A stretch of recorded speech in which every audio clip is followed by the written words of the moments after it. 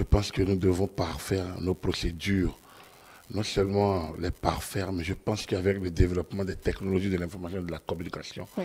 on doit faire confiance aux coordonnateurs d'arrondissement et pourquoi pas, comme la Sénat a commencé par désigner des points focaux communaux, je pense que à défaut des coordonnateurs d'arrondissement, les points focaux communaux doivent pouvoir centraliser là, et pour que 24 heures après, on puisse donner les grandes tendances. La cantine peut venir 50 jours après. L'essentiel est que 24 heures après, on nous donne les grandes tendances. Dans les grands pays, c'est aussitôt le bureau de vote fermé. Autrement que la Sénat essaye peut-être d'avoir des instituts de sondage vraiment assez pointus. Moi, je connais un institut et je ne lui fais pas la publicité à l'Institut Bénin des sondages, l'IBS, qui, il y a quand même 20 ans, déjà donnait des tendances qui étaient proches de la réalité. Et je pense que les données se sont affinées avec le temps. Donc, je pense qu'il faut évoluer un peu pour que 72 heures après les votes, on ne soit pas encore à spéculer. Le déploiement se fait devant tout le monde. Les compilations se font devant tout le monde.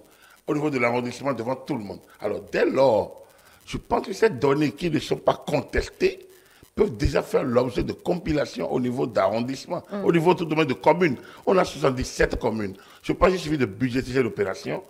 C'est une compilation simple, c'est-à-dire une sommation d'arrondissement sur arrondissement pour avoir les données communales. Donc, même si les données communales sont livrées brutes, c'est qu'on aura 77 données.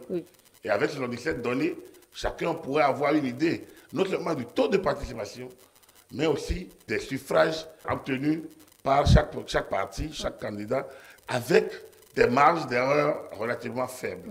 Ça nous permettrait de connaître un peu la réalité. Je pense que ça mettra moins de pression aux médias, parce que notre devoir est d'informer et les populations attendent. On ne peut pas attendre 5 jours, 4 jours après une élection. En 2023, il y a 20 ans, c'est déjà 3 jours que ça a duré. Alors donc, 3-4 jours. Alors maintenant, 3 jours, c'est maintenant qu'on a les cantines, ça pose quand même un problème.